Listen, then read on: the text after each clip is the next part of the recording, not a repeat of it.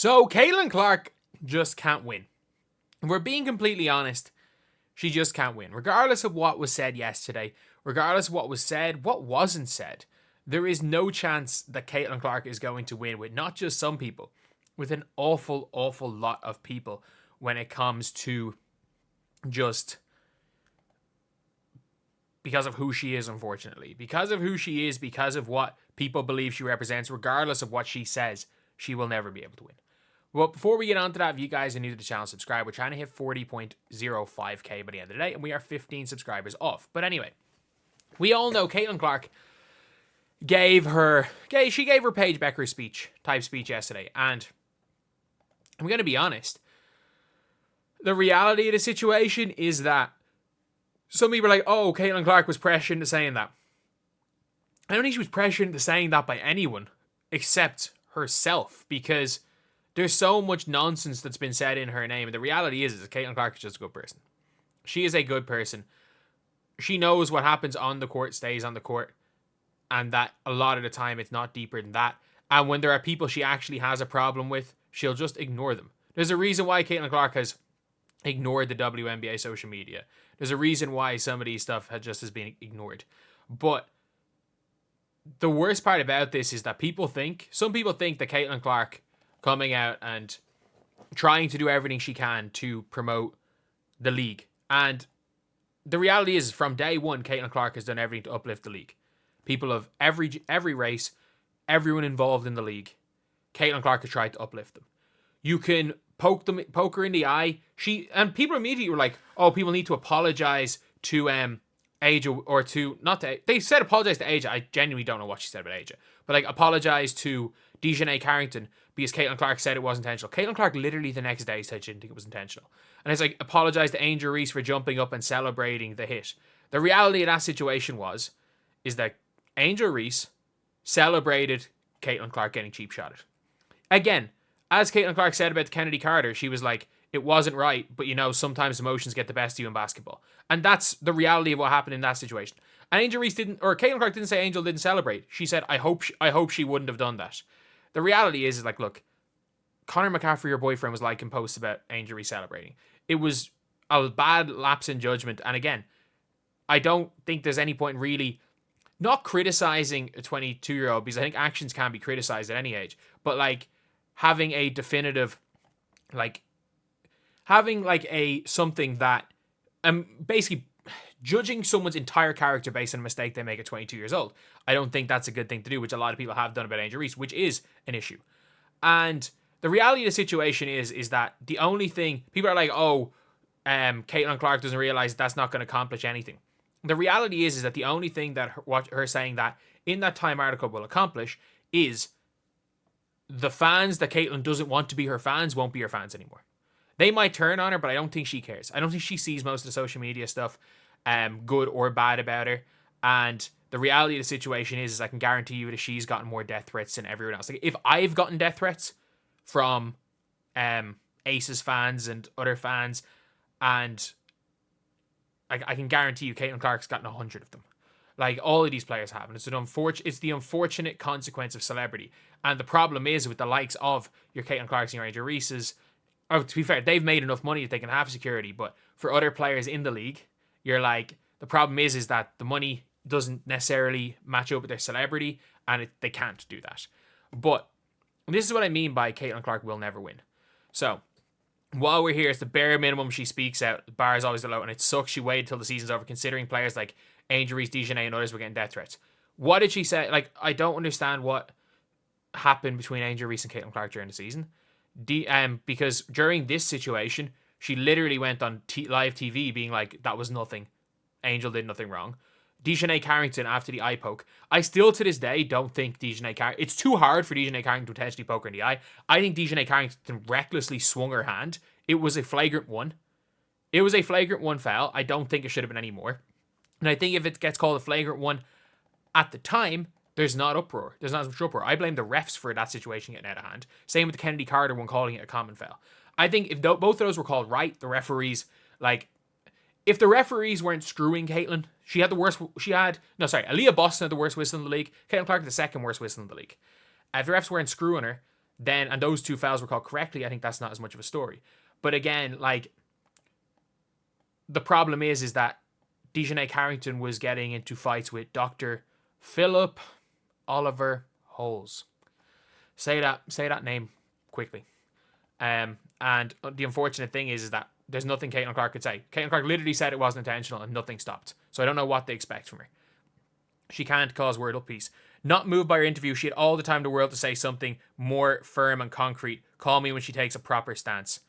And then actions speak louder than words. What do you mean the actions? Like, the actual actions, by the way. Actual actions from Caitlin Clark.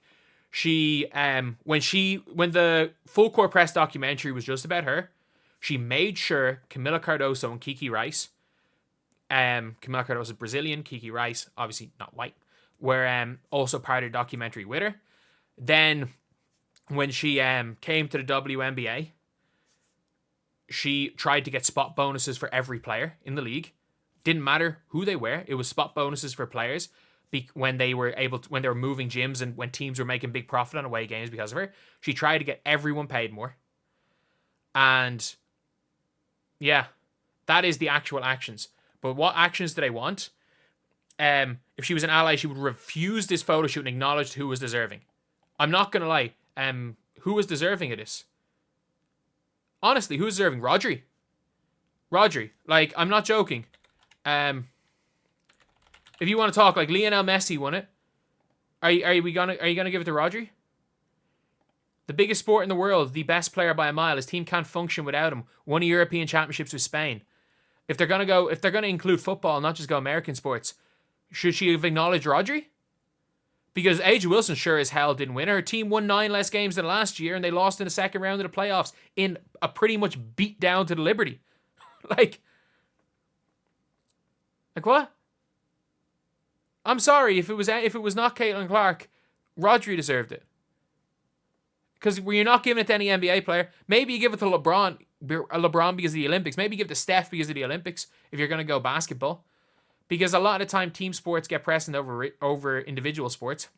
If you're going to go to the Olympics and people are like, oh, it should be Katie Ledecky, I don't know, I'm pretty sure, was there not an Olympian who won 3, Olympics, was it the marathon winner? Was it not the Dutch runner, Hassan? I think she won the 10K, the 5K, and the marathon. So if you want to say that, Hassan was the rightful winner of this award, cool. But I can guarantee you they're complaining about, if either of those won the award, they'd complain too. She's showing how she's honored to be privileged. Her words are just her actions tell live story. No, her actions show that she's a hell of a lot better person than you, by the way. You just have to block people not even worth debating. It must feel good to be so self-righteous when you see a person making overtures to say it's not enough, I want more, it's your opinion.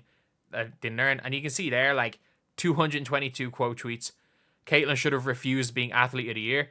And ironically, it's like, they're like, oh, she should have refused it. I'm guessing they're saying, oh, it should have went to Angel or A'ja or something, or A'ja Wilson. Man, A'ja Wilson didn't deserve athlete of the year. I'm sorry. She had a objectively worse year this year than she had last year. And look, if you're going to give it to a female athlete, if you want to give it to Simone Biles, heck, if you're going to be completely honest, give it to Sifan Hassan. If you want to give it to a female athlete, as far as this year, if you want to base it around the Olympics, go to her. Like, in tennis, there was no female player that was enough of a standout to give it to for this specific year. She's tweeting the Sherry and R. Kelly song.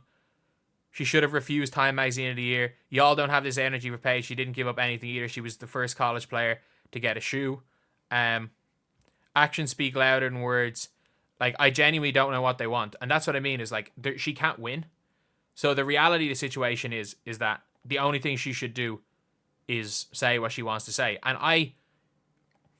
I fully believe that Caitlin Clark meant every word she said, because Caitlin Clark has done everything in her power to uplift the league. Like, I don't think she said anything controversial in that Time Magazine piece.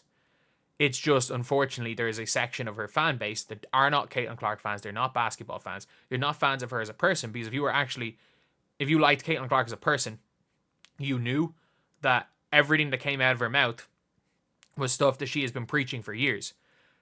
Obviously, those people that just like the idea of Caitlin Clark because they actually want the WNBA to fail, but they want it to fail. They want basically for it to be this league fails, and then you have this athlete trying to bring it up, and it still fails.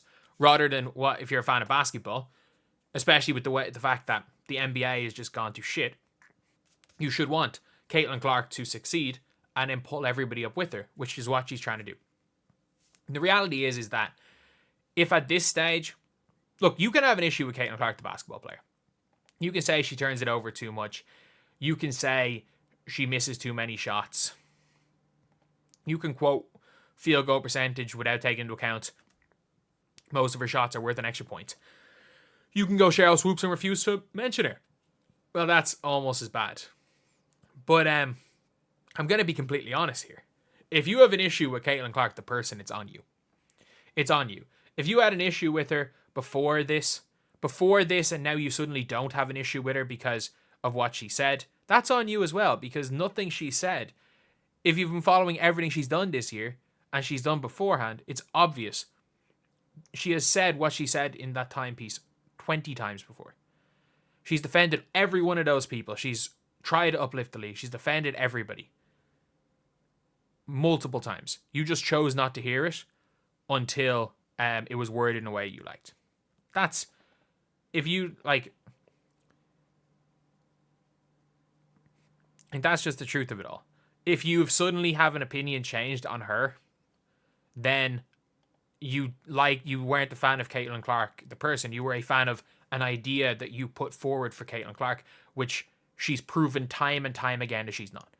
If you're a fan of Caitlin Clark, the basketball player, in a couple of months' time, she's going to be crossing people up, shooting logo threes. Hopefully, she's going to be able to drive right, get a bit more muscle, and be able to shoot the midi a little bit more, and be gunning for an MVP and WNBA championship next year. If you're a fan of her, the basketball player, great. And the reality is like, I don't think anything she said should be a surprise to anyone. And if you are surprised, you either hated Caitlin Clark because you hated the idea of her, or you liked Caitlin Clark because you liked an idea of her which she wasn't. You either hated an idea of her which she wasn't, or you liked an idea of her which she wasn't. The reality of the situation is that nothing she said was something she hasn't said before. But another reality is that with people that hate her, there is nothing she can do. I don't think that she said what she said to appease people. I think she said what she said to try, like, we saw how nervous she was for the Angel Reese interview after this thing. I think if you ask Caitlin Clark, the one thing she doesn't like about all this situation is people using her name to spew hate on other people, or people using her name to try make the WNBA smaller than it is. I'd say that's the one thing. And I'd say she said what she said to try get those people gone coming into next year. Because people don't realize, as much as they are a loud section of the fan base when it comes to social media, these people aren't watching games. They're not watching games. They're not watching games. They're not watching buying merch. They're not showing up to games. And they are a section of the fan base the WNBA can more than afford to lose because they're not actually financially contributing anything. Let's be real.